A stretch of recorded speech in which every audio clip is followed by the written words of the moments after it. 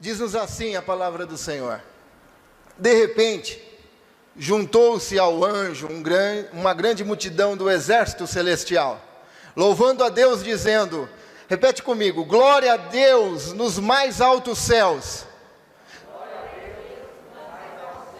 e paz na terra àqueles de que Deus se agrada.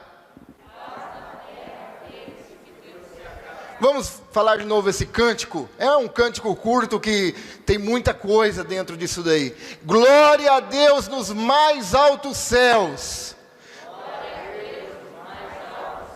E paz na terra àqueles de que Deus se agrada. Vamos orar? Pai, em nome de Jesus, tenha misericórdia de nós. Tenha misericórdia, Senhor, da tua igreja. Fala conosco nesta noite. Fala, Senhor, nós precisamos ouvir a tua voz. Que o Senhor venha ministrar a tua palavra em nossos corações. Em nome de Jesus, amém. Pode se assentar.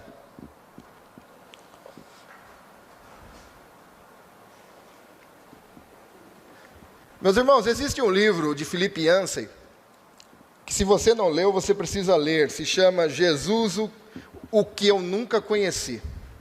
Jesus, o homem que eu nunca conheci. E nesse livro ele conta uma história, citando também o livro de J.B. Phillips, que conta uma fantasia, ilustrando assim o Natal.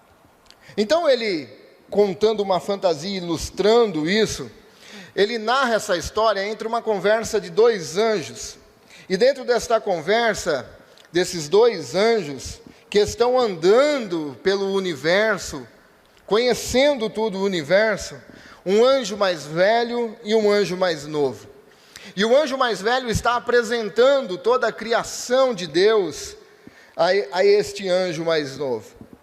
Entenda bem, é uma fantasia. Até que eles entram em uma galáxia de 500 bilhões de estrelas. Enquanto os dois se aproximam da estrela que nós chamamos Sol, o anjo mais velho aponta para um pequeno, insignificante planeta. Então, esse planeta tão pequeno parecia tão sem graça como uma bola de tênis suja, comparável a toda a glória que o anjo pequeno já havia visto. Tornou-se assim a este anjo pequeno, olhando de longe, parecia um planeta que nunca ninguém daria a nada. E o anjo então mais velho olhou para esse anjo mais novo e disse, quero que observe esse planeta em particular, apontando o dedo para o planeta Terra. O anjo mais novo respondeu, bem, este planeta parece bem pequeno, e olhando daqui de cima, parece até um pouco sujo. O que há de especial neste lugar?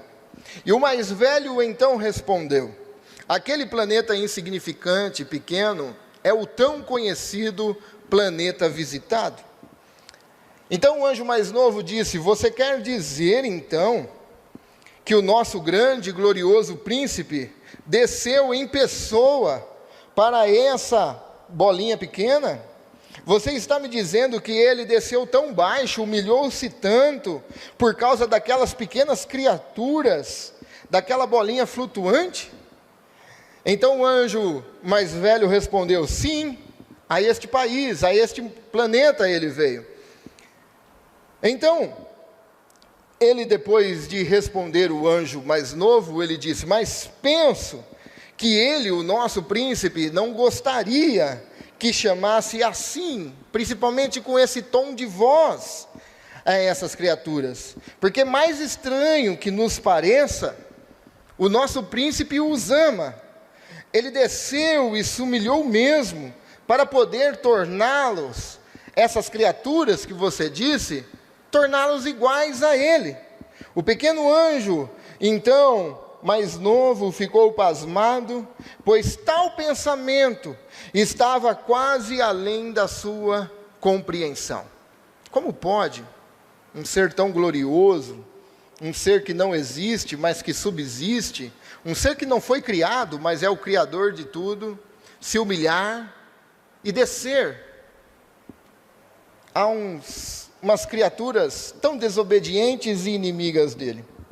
Bom, olhando para mim, para o quão pecador eu sou, eu também me vejo muito além da minha compreensão e entender.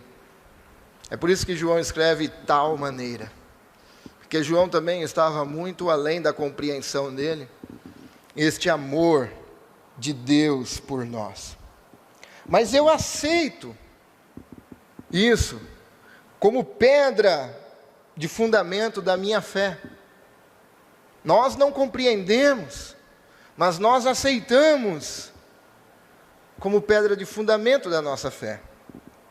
E assim compreendo, depois de aceitarmos isso, nós começamos a compreender o que é o Natal, o que é o verdadeiro Natal. Em uma noite fria, em uma noite escura, entre as enrugadas montanhas de Belém, o mundo físico e o mundo espiritual se juntaram em um ponto impressionante de interseção. Deus, que não conhece o antes e o depois, que o futuro e o ontem é agora para Ele, entrou no nosso tempo, no nosso espaço. O Deus que não conhece fronteiras, assumiu limitações chocantes da pele de um bebê e as restrições da mortalidade. Mas as poucas testemunhas oculares daquela noite, da noite de Natal, não viram nada do que o apóstolo Paulo escreveu, que ele é antes de todas as coisas, e nele tudo subsiste. Não foi isso que viram. As testemunhas daquela noite viram uma criança envolvida em faixas, com o seu pulmão puxando, lutando para puxar o ar naquela noite. Tem uma frase nesse mesmo livro, O Jesus que eu nunca conhecia, que diz que nós, como cristãos, temos tanta dificuldade de ver Cristo como homem, tanto quanto os outros têm dificuldade de ver Cristo como Deus. Jesus foi homem. Jesus passou por tudo que nós passamos. E esta é a humilhação que está escrito em Filipenses, que ele se humilhou, vindo em forma de servo. Porque muitas vezes nós pensamos se humilhar em forma de servo era apenas lavar os pés. Que se humilhar em forma de servo era apenas servir. Mas a maior humilhação que Cristo fez por mim e por você, foi um Deus que subsiste, necessitar das coisas que nós também necessitamos, para sobreviver como homem. Necessitar do alimento, necessitar do leite materno, necessitar de todas as coisas. Isto para um Deus que é criador de todas as coisas, para um Deus que é o sustentador de todas as coisas, ele se humilhou. Jesus, como homem, foi isso que aquelas testemunhas viram naquela noite. Você já percebeu, meus irmãos, quando um nenê, um filho de uma realeza, está para nascer, vocês já perceberam quantas coisas acontecem? Como aquela fica rodeado de paparazzis, de anúncios, acompanhamentos. No dia 22 de julho de 2013, nasceu o primeiro filho do príncipe William, da Inglaterra. Só que, desde o dia 2 de março, as emissoras de televisão e jornais já estavam marcando territórios, lugares fora do hospital. Desde o dia 2 de março, e o neném nasceu no dia 22 de julho. E eles ali então brigavam por 1 centímetro de espaço para tirar a melhor foto, da família, para ter informações, o que estava acontecendo. Para os irmãos terem ideia, eles calcularam o efeito desse nascimento naquele ano iria gerar 280 milhões de libras, com materiais patenteados e turismo, por causa do nascimento do príncipe William, com o nascimento do filho do príncipe William. Mas não foi assim com o nosso Cristo. Com o verdadeiro herdeiro do trono de Davi, com o verdadeiro herdeiro do trono de Israel, o Rei dos Reis, que está sentado num trono que é acima de qualquer trono. Não foi assim que aconteceu. Ele entrou na história de forma silenciosa. Ele entrou na história num estábulo, sem conhecimento de ricos, sem ninguém famoso, sem ninguém da elite, contemplado por pastores, colocado em uma manjedoura, e com o cântico dos anjos. E isso ninguém teve na história. Não sei se você acompanhou. A Gra briga comigo até hoje, porque eu fiquei de ir lá para acompanhar o parto, e cheguei atrasado, já tinha acontecido. Pelo menos do Felipe e do Arthur não teve cantata de anjos. Acredito que nos seus também não teve. E acredito que do príncipe William também não teve. Mas este Jesus que entrou silenciosamente e foi colocado numa manjedoura, teve um coral de anjos anunciando a vinda do Salvador. E hoje eu quero convidar você a relembrarmos essa história magnífica, irmos lendo essa passagem bíblica a partir da aparição dos anjos e aplicando algumas coisas no texto. Então, nessa noite nós iremos ler o texto e meditarmos no texto, relembrarmos quão lindo foi este momento que Deus se fez carne e veio na forma do menino Jesus para livrar-nos dos nossos pecados. A palavra nos diz,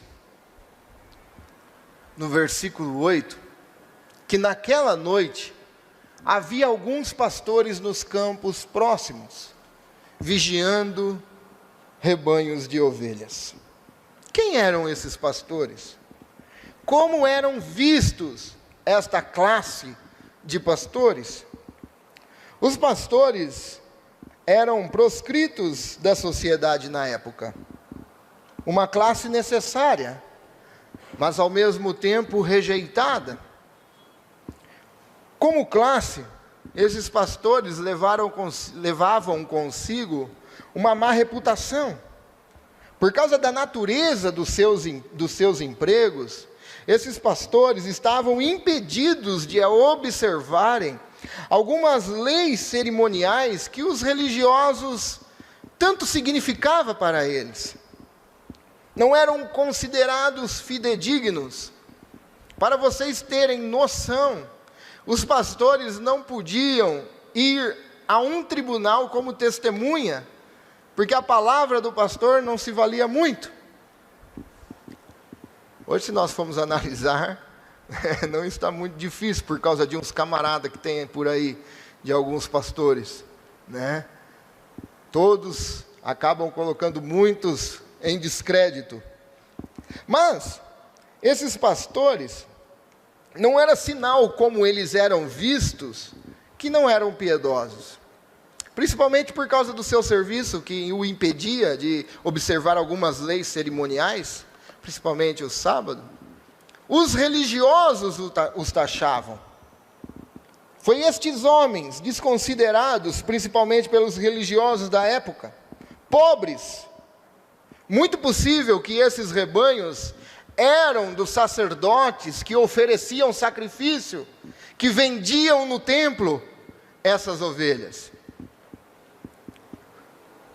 Quando pessoas vinham de fora, entre Belém e Jerusalém, quando vinham de longe, não se traziam, então os sacerdotes tinham os rebanhos deles e vendiam a essas pessoas que vinham de longe, e eles sacrificavam no templo. O local ali aonde foi, é bem possível que esses rebanhos eram dos sacerdotes, e os pastores então trabalhavam para esses sacerdotes. Mas foi a estes homens que Deus enviou o seu anjo.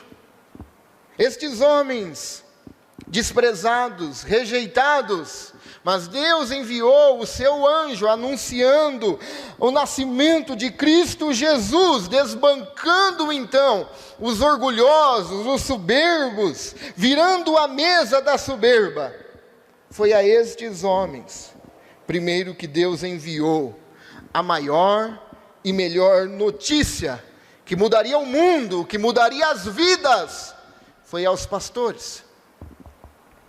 E qual era essa notícia? A Bíblia nos diz que de repente um anjo do Senhor apareceu entre eles, e o brilho da glória do Senhor os cercou, ficaram aterrorizados, com medos. Mas o anjo lhe disse: não tenham medo, trago boas notícias que darão alegria a todo povo. O anjo do Senhor apareceu a eles, e eles temeram, ficaram temerosos, com medo, e o anjo então lhes disse: não temas, não temas, porque o que eu vim trazer a vocês é uma boa notícia. E o termo grego é evangelho, que é evangelho, boas novas. Era também a forma que os imperadores usavam esta mesma palavra para anunciar o nascimento de seus filhos. Então veio o anjo trazendo então uma boa nova que traria grande alegria a eles, mas não só a eles depois, também a nós, os gentios, que fomos enxertados na videira verdadeira, que é Cristo Jesus. O povo estava num momento difícil. Qual era o contexto deste povo? Esse povo sofria de ausência de alegria naquele momento. Lembra que nós iniciamos falando, era um tempo obscuro, um tempo de incerteza, um tempo de desesperança, um tempo de servidão. Era esse tempo. No início do capítulo 2, nos diz que Augusto César, ou César Augusto, decretou um recenseamento para cobrar ainda mais impostos. Ele queria saber a renda e a quantidade de pessoas na família, para colocar ainda mais jugo sobre este povo, para poder controlar os bens de todos. O povo vivia uma ausência de alegria nesse momento. Bom, meus irmãos, diversas pessoas neste ano, lógico, em contexto diferente daquele, também passou por isso. Muitas pessoas estão passando por isso. Ausência de alegria. Conversando ontem com um rapaz, quinta-feira com um rapaz, ele me disse que 2 pessoas que ele conhece esses dias atrás aqui de Americana partiram por causa desse vírus. 40 anos, não demonstravam nenhum tipo de problema de saúde. 40 anos. E a família está devastada. Uma irmã da igreja do Morado do Sol perdeu o seu irmão para o Covid e está com seu pai e seu irmão entubado também. Muitos, nesse ano de 2020, talvez enfrentaram a ausência de alegria, passando por algo que aconteceu. A pandemia trouxe crises no mundo, no país. A pandemia trouxe crise econômica, gerando desemprego. Pessoas que estavam com seus sonhos de sua empresa parou, alguns já estavam beirando a falência com essa pandemia, fechou a sua empresa. Trouxe crise política, essa queda de braço, essa guerra que nós estamos vendo até hoje. Pessoas torcendo para a vacina não dar certo, e pessoas torcendo para dar certo para que o presidente engula. Essa queda de braço e o povo. Crises de saúde. A pandemia dobrou o caso de depressão, dobrou no isolamento. Trouxe doenças psicológicas, traumas que as pessoas vão carregar para o resto da vida. Projetos foram frustrados. Nós tínhamos alguns projetos e teve que parar. Grandes percas. Alguns perderam seus familiares. E ainda vivemos num tempo de incerteza, que ninguém sabe o que vai acontecer. Saiu a vacina na Inglaterra e agora deu um anúncio que o vírus sofreu uma mutação. E já cancelaram os voos para lá. É um tempo de incerteza. E muitos talvez tenham vivido a ausência de alegria, porque a pandemia acelerou algumas coisas. A pandemia expurgou algumas coisas para fora. Relacionamentos que estavam sendo mal tratados, relacionamentos tóxicos. O divórcio, se você puxar, aumentou. Quase que dobrou. Na própria igreja, a pandemia deu uma peneirada. Ela acelerou alguns processos. Algumas síndromes de saúde. A OMS divulgou, esses dias atrás, que o Brasil é um dos líderes do ranking de pessoas com ansiedade. Um dos líderes. Este ano muitos perderam seus parentes para o Covid-19 e estão totalmente vivendo um período de ausência de alegria. Bom, o fato é que para muitos, esse ano, enfrentaram isso, a ausência da alegria. Mas hoje, o Senhor está ministrando aos nossos corações aqui, que nós temos motivos, uma boa nova de grande alegria, para sermos realmente alegres. E não é uma alegria, esse termo usado, não é uma alegria carnal, uma alegria passageira, uma alegria momentânea, uma alegria de uma compra, uma alegria de uma viagem. Esse termo é usado como uma alegria espiritual, permanente e indizível. Que alegria é essa? É Jesus Cristo se fazendo homem e morrendo por mim e por você. E as pessoas não entendem isso. Por quê? Porque ainda não experimentaram desta fonte de alegria, que é Jesus Cristo, o Verbo encarnado. Não estou falando que nós vamos viver 24 horas sorrindo, contente com a desgraça que vem acontecer, contente com as percas. Não! é mesmo abatido nesses momentos, o Espírito Santo nos alegra, porque a nossa salvação é a nossa alegria, e essa salvação é permanente, porque nós estamos na mão de Cristo, e ninguém pode nos tirar dali.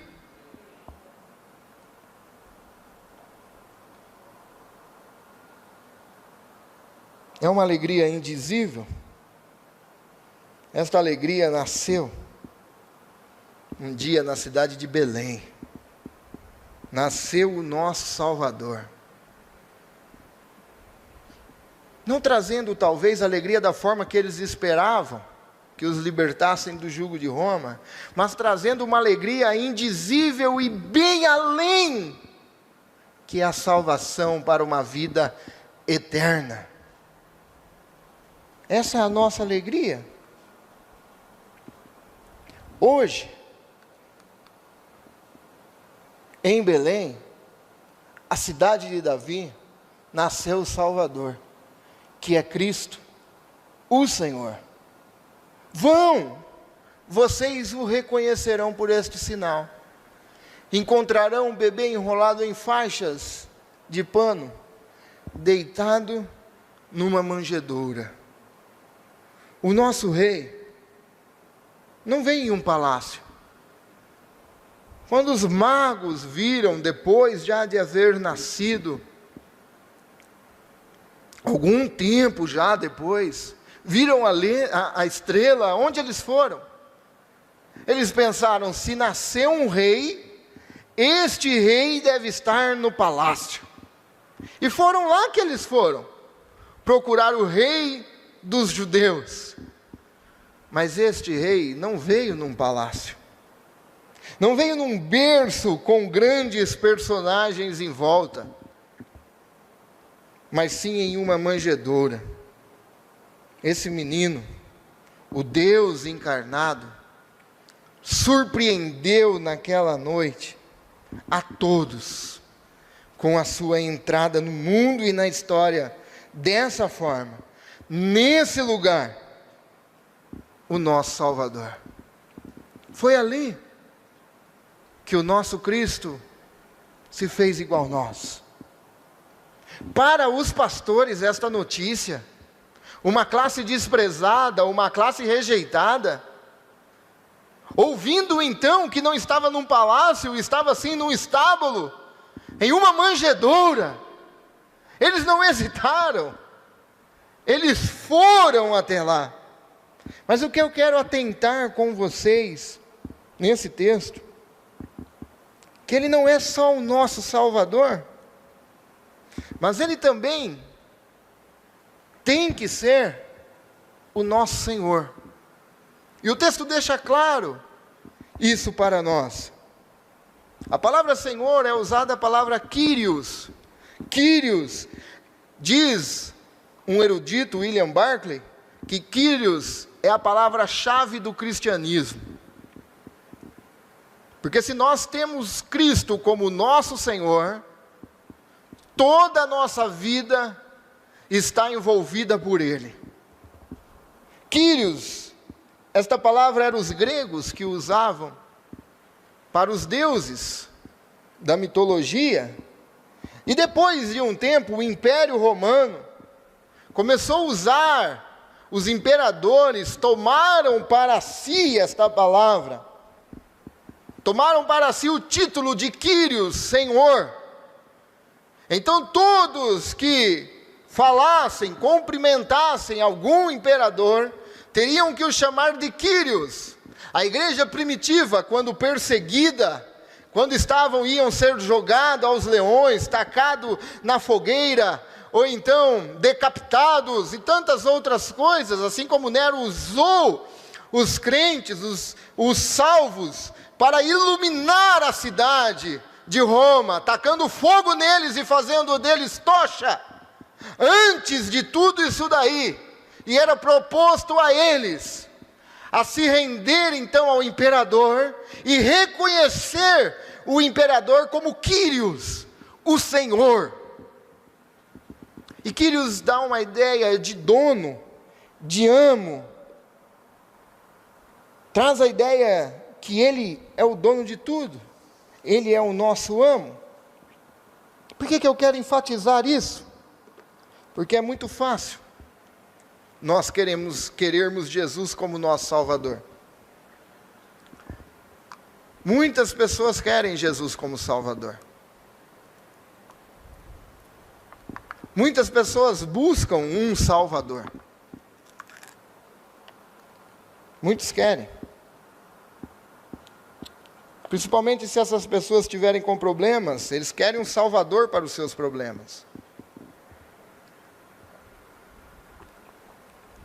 Eles querem um Salvador para a sua crise econômica. Eles querem um Salvador para a sua enfermidade. Eles querem um Salvador para as suas angústias.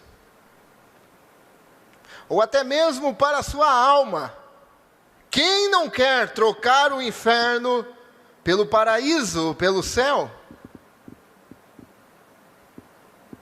Muitos querem como Salvador. Mas Ele não tem que ser somente o nosso Salvador, mas também o nosso Senhor, o nosso Quírios, o nosso dono, o nosso amo. Só ter o conhecimento de Jesus, que Jesus veio ao mundo para ser o nosso Salvador, não basta. Temos também que ter Jesus, além de Salvador, também como nosso Senhor, o nosso dono, o nosso amo. Jesus poderia nascer 1000 vezes em Belém, 10.000 vezes em Belém, e nós termos o conhecimento disso, de que Jesus nasceu. Mas se esse menino envolto em faixas não for o Senhor da nossa vida, em todos os nossos âmbitos, nos nossos negócios, na igreja, na nossa família, na nossa casa, no nosso serviço, nos nossos relacionamentos, se este menino, Jesus Cristo, que agora ressurreto, está à destra de Deus Pai, não for o nosso dono, o nosso amo, ele poderia nascer 10.000 vezes em Belém, e nós sabemos disso, mas nada iria adiantar para nós, se nós não nos rendêssemos a esse Senhor. Jesus é o nosso Salvador, mas Ele precisa também ser o nosso Senhor. Muitos dizem: você quer aceitar como Salvador? E dependendo do momento, a pessoa aceita. Mas sabe o que a Bíblia nos diz? Se você declarar com a sua boca que Jesus é Senhor, se você declarar com a sua boca que Jesus é Senhor, e crer em seu coração que Deus o ressuscitou dos mortos, será salvo. O apóstolo Paulo também está trazendo a ideia para nós. Se você declarar com a sua boca que Jesus agora é o dono da sua vida, e que você não apita e não manda mais nada, se você agora abrir mão de todos os seus planos, de todos os seus projetos que você tinha pelo poder do intelecto, e deixar que Jesus haja nesses projetos, segundo a vontade dEle, se você deixar que Jesus governe toda a sua vida, e você se submeta a este governo, será salvo. Porque Salvador todo mundo quer. Todo mundo quer. O difícil é viver uma vida de servo desse Senhor.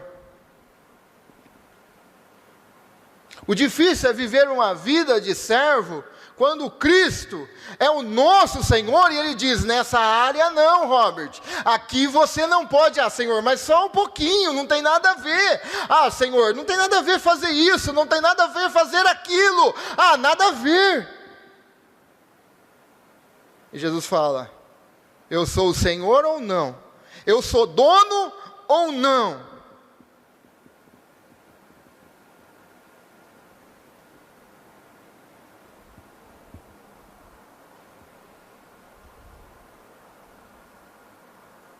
Nós precisamos de ter Jesus como nosso Salvador, mas se nós não nos rendermos a Ele como nosso dono, nosso amo, nós estamos perdidos. Estamos perdidos. Porque além dele ser o Salvador, Ele é o Senhor. E foi isso que os anjos disseram. Nasceu o Salvador e Senhor. Não é o imperador Augustus. Não é Ele que é o Quírios, não é Ele que é o Senhor, não é Ele, nasceu hoje em Belém, no estábulo, envolvido em faixas, em uma manjedoura. Vá lá, porque lá está o Quírios, o Senhor de todos, e sobre todos os tronos, sobre todos os governos, está lá.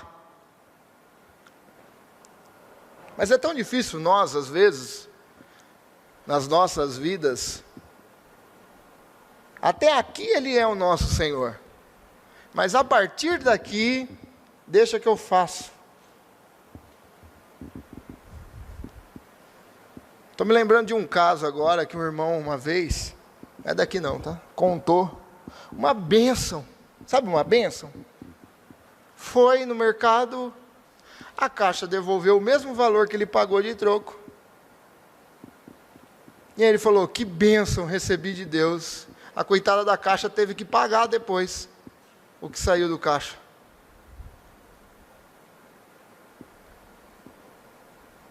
Em certas áreas é o Senhor, em algumas áreas não.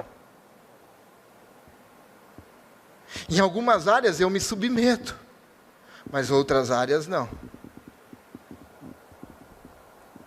Ou Jesus é Senhor, ou não é. Não pode servir a dois. O que está lá na Bíblia? A dois. Ou você serve a um ou serve a outro. Algum Senhor tem. É impossível não ter. Não pode jorrar dois tipos de água de uma mesma fonte.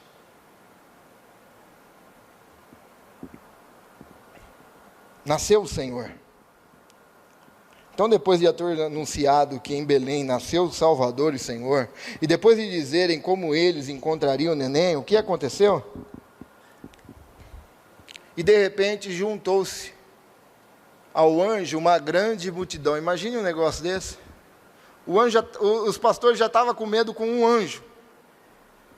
De repente juntou uma grande multidão do exército celestial, louvando a Deus e dizendo, glória a Deus nos mais altos céus, e paz na terra, àqueles que Deus se agrada. Glória a Deus nos mais altos céus. Mostrando então uma grande verdade a nós, que Deus entrou na história, que o menino vos nasceu, como diz a Bíblia, para nos salvar. O anjo não está falando de salvação para eles, porque eles não precisam, e nem os caídos não tem mais volta. Estava falando para os homens, para os salvos em Cristo Jesus, cantando então um coral celestial, dizendo, glória a Deus nos mais altos céus, porque vocês precisavam disso, precisavam de salvação, a salvação é para vocês, mas a glória é de Deus. É isso que eles querem dizer. É para vocês, mas a glória não é sua. A glória da sua salvação está em Deus, o Salvador. Que a salvação não é para mérito do homem, nos mostrando que é pela graça de Deus, e que na salvação não há espaço para o homem se vangloriar. E eu já vi muito isso. Pessoas se vangloriando da sua salvação. Eu faço isso, fulano não faz. Eu faço aquilo. A palavra mais chula que nós temos no português é o eu. Que nós deveríamos evitar, ou antes de falar, pensar. Eu já vi muito isso. Eu faço isso. Eu faço aquilo. Graças a Deus que eu não sou igual a esse miserável pecador. Uma certa feita eu estava na farmácia. E eu estava com um bermudão aqui. Ou aqui também. E entrou um irmão abençoado lá, sabe? E nós dois éramos presbíteros, né? E eu fui correndo na farmácia pegar, e aí eu vi o irmão, paz do Senhor, irmão. Oba! Na hora que ele deu o oba, eu falei, a próxima pregação eu vou apanhar igual gato no saco, sabe? E foi tiro e queda. Tem que andar fardado. Você tem que vestir farda. E foi aquela cacetada, sabe? Falando assim, eu não faço isso. E por causa disso, muitos pensam que serão salvos. Tem gente que extrapola demais, né? Fala a verdade. Tem gente que extrapola nas vestimentas.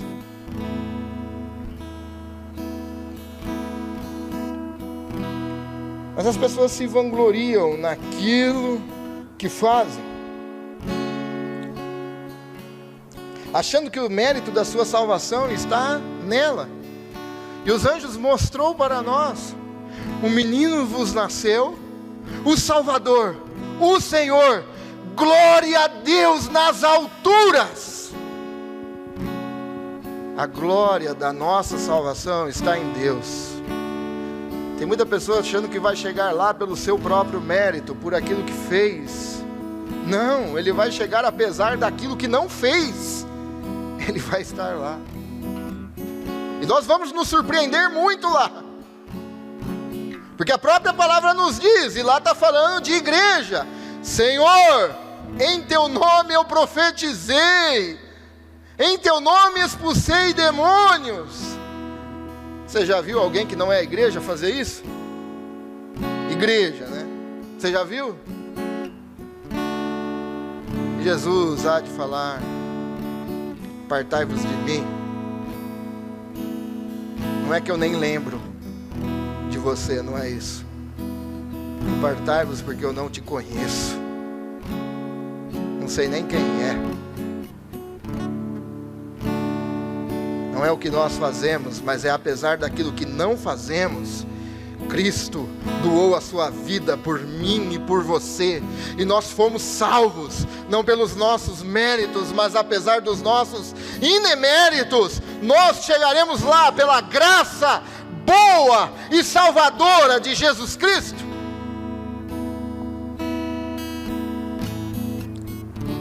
Não há mérito para nós. Mas eu quero concluir então dizendo que neste cântico os anjos dizem glória a Deus nos mais altos céus e paz na terra.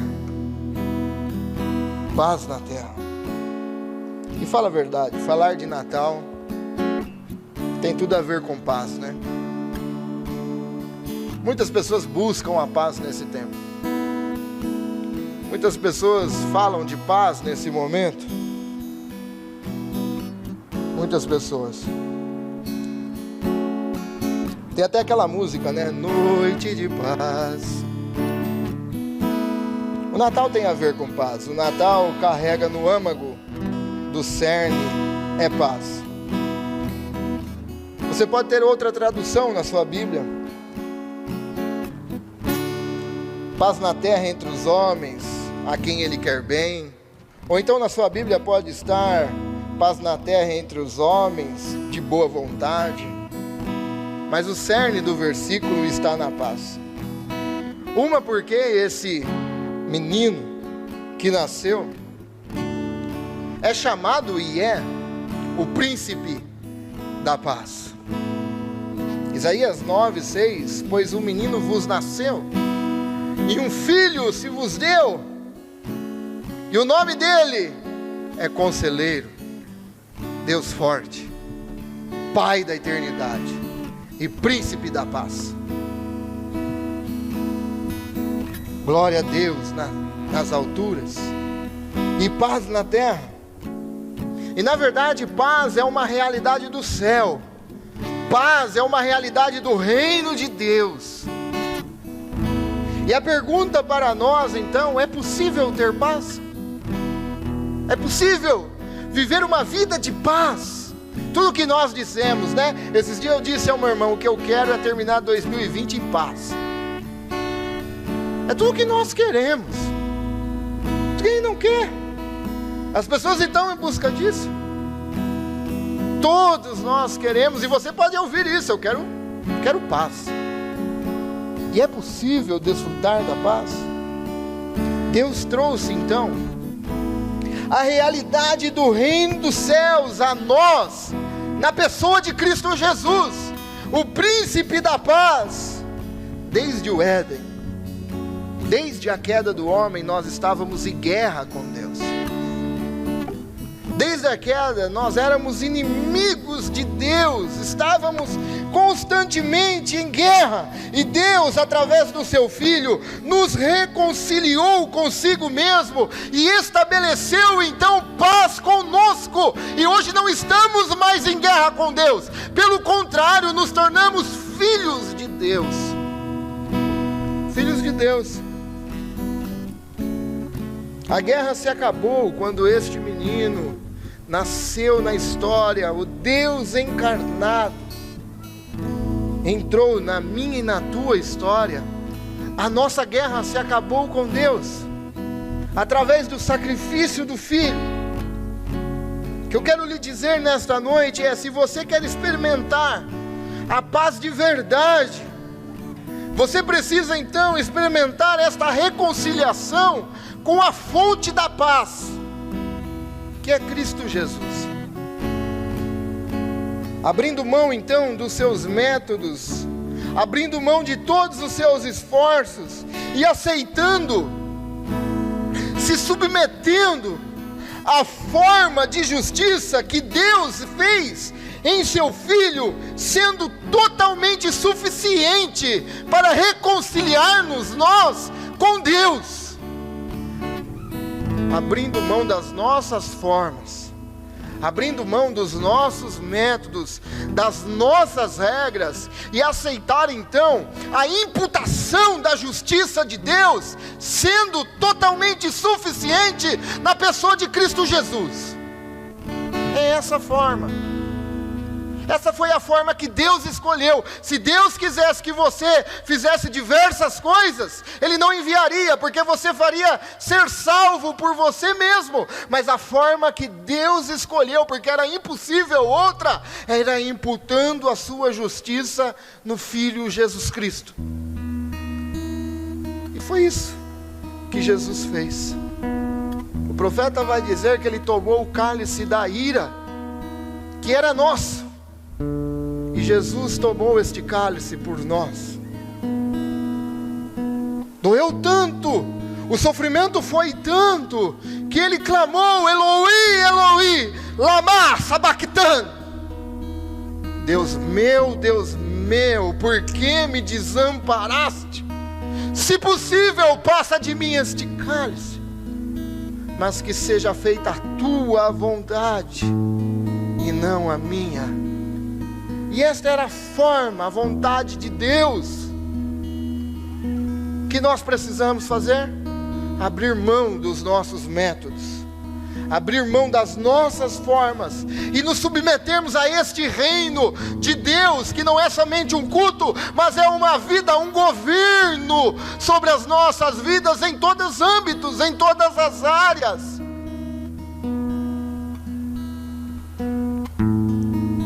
Ele estabeleceu uma proposta de paz da guerra que vivíamos com Ele, e essa proposta passa pelo príncipe da paz, Jesus Cristo. Todas as vezes que ouvimos falar sobre rei e sobre príncipe, nós temos que entender que está falando de governo. De governo. O que precisamos fazer então para experimentar essa paz de Deus ultra circunstancial, que não depende da circunstância, mas que é uma paz de espírito, shalom, que está dentro de nós através do reino, porque o reino não é visível, não é comida e nem bebida, mas é alegria, gozo e paz no espírito. A resposta é clara: nos submetermos a esse governo. A nossa vida tem que ser colocada debaixo do governo bondoso e amoroso de Jesus Cristo. Deus não está esperando que você faça várias coisas para mostrar para Ele quão bonzinho você é. Deus não está esperando isso. Deus não está lá assim, nossa, camarada é bonzinho, então esse... Deus não está esperando você fazer tantas coisas para Ele ver o quão bom você é. Não. O que Ele está esperando você fazer, e eu fazer, é se curvar, é se submeter, é se render a tudo que Ele já fez, não que Ele fará, a tudo que Ele já fez na cruz do Calvário, por mim e por você. Ele não está esperando você fazer um monte de coisa. O que Ele está esperando é você se submeter a tudo que Ele já fez. E quando nós nos submetemos, nós fazemos, não esperando algo de Deus, não para que Deus olhe para nós e fale, nossa, o Robert está com ponto positivo comigo. Não, não é isso. Nós fazemos porque o governo de Deus me impulsiona a fazer as coisas. Que é impossível você estar vivendo um reino debaixo de um governo e não ser impulsionado para fazer as coisas. É impossível isso. É impossível. Então o que nós precisamos fazer é nos submetermos a esse governo e a esse reino, não até um limite, mas em todas as áreas da nossa vida. Em todas as áreas. Lembre, Ele não é só o nosso Salvador, Ele é também o nosso Senhor. Ele é o teu Senhor, Ele é o meu Senhor. E um Senhor manda em tudo. Em tudo. Não tem limite. Manda em tudo. A minha oração nessa noite é que nós venhamos reconhecer que tudo que já foi feito na pessoa de Cristo Jesus basta para nós sermos salvos. Tudo que foi feito. E então nós possamos ver a paz de Deus em tudo que está ao nosso redor. Amém? Quero orar por você nesta noite. Quero orar por você que está no celular, na internet. Essa palavra talvez adentrou dentro do teu coração. E hoje, talvez nasceu no seu coração o Salvador e Senhor. Quero orar por você. Que esse Cristo derrame a paz dele. Porque nós éramos inimigos e foi instituída a paz entre nós e Deus. E hoje nós podemos viver a paz de Deus em nós. Pai, em nome de Jesus, Senhor, em nome de Jesus, eu quero te agradecer por tudo que o Senhor tem feito. Pai amado, em nome de Jesus, nós nesta noite te damos glórias a Deus nas alturas, por causa da nossa salvação, e a glória é tua, Senhor, A glória é tua, Deus. Não tínhamos nada, não somos merecedores de nada. Éramos teus inimigos, Senhor. Mas o Senhor provou o teu amor para conosco, na pessoa de Cristo Jesus. Então, Deus, em nome de Jesus, nós te louvamos. Te agradecemos pela paz que o Senhor estabeleceu entre nós, Pai. Estávamos em guerras contigo, mas o Senhor fez esse decreto de paz na pessoa de Jesus. E na cruz do Calvário foi selado esse decreto de paz. Eu te agradeço, Senhor. Eu te agradeço, Senhor, porque, Deus, não é o que nós fazemos, mas é o que o Senhor fez. Sempre foi e sempre será o que o Senhor fez por nós. Porque se dependesse de nós, nós estávamos perdidos. Então eu te agradeço, Pai. Eu te louvo. Que o Senhor venha, Deus, ministrar essa palavra nos corações. Que nós venhamos, Senhor, saber o significado do verdadeiro Natal, que é o Senhor. É o Senhor. O Senhor nasceu, se encarnou e trouxe vida a nós. Assim também um dia o Senhor nasceu em nossos corações, Pai, pelo poder do Teu Espírito Santo. Então, em nome de Jesus, eu te agradeço.